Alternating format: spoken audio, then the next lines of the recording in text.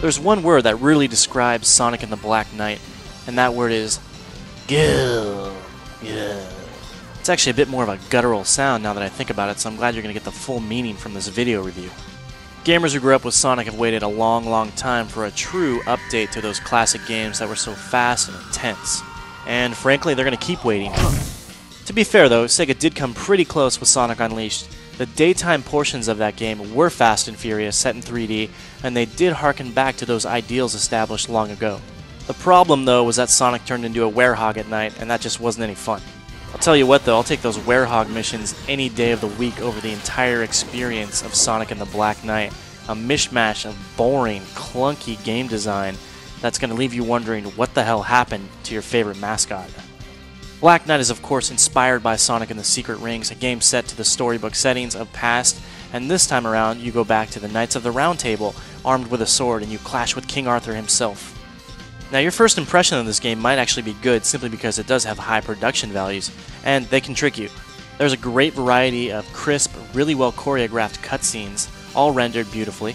Additionally, there are dozens of mid-level story sequences, all of them very stylized and all of them brought to life with very well done voice work.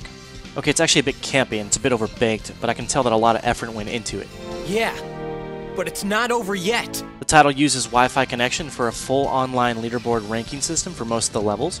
There's even a fun treasury mode where you can collect items you've gained in the adventure mode and trade them with friends over Wi-Fi connection.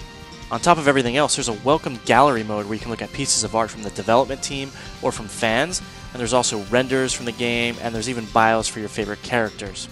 Definitely some great fan service going on, and it's all brought together by a great menu system that looks very stylized, like something right out of King Arthur's era. And of course, those production values spill over into the game engine itself. This is one of the prettier games on Nintendo's system. The graphics look really good, really detailed, really stylized, and glowing with a host of visual effects. There's really nothing lazy at all about the game. It actually feels like a lot of work went into making the title. But as soon as you sit down to actually play it, you're going to want to kill yourself. There are two gameplay modes in Black Knight. There's the adventure, and that's the main single-player component. Then you have the battle mode, which is so impossibly bad I'm only going to mention it for a second. Here, you and up to 3 friends compete in an arena-style battle against each other or against a group of enemies, and as you can see, the characters, even Sonic, move around like tanks, for no particular reason whatsoever. What you see here is what you get. It's dated design, it's painfully boring, and you will hate it. Then there's the adventure portion, which plays like a Sonic the Hedgehog game. If, that is, you took out the speed, the loops, the corkscrews, the pinball mechanics, threw them out the window, threw a nuclear bomb on top of them, detonated that bomb, and then said, hey Sonic, I want to give you this sword, I want you to walk around really slowly, and I want you to fight a whole lot of enemies. The results ain't pretty, and let me put it this way, there's not a single level in this entire package that's even 1/10 as good as any of the daytime missions in Sonic Unleashed.